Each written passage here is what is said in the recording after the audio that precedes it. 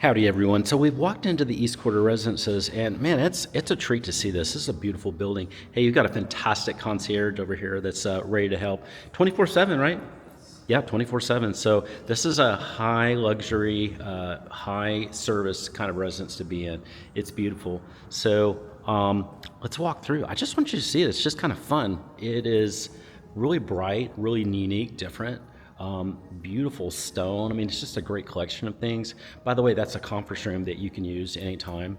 But this is going to be a flashy residence that you can show off to your friends, even bring a business associate here.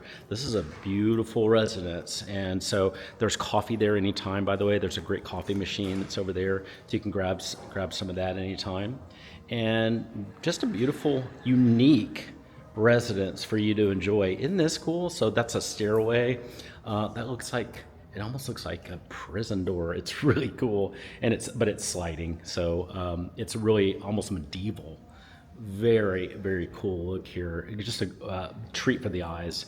So this is the kind of residence you're going to be checking out here today. So now, hey, let's go to the 8th floor. We're going to see some amenities.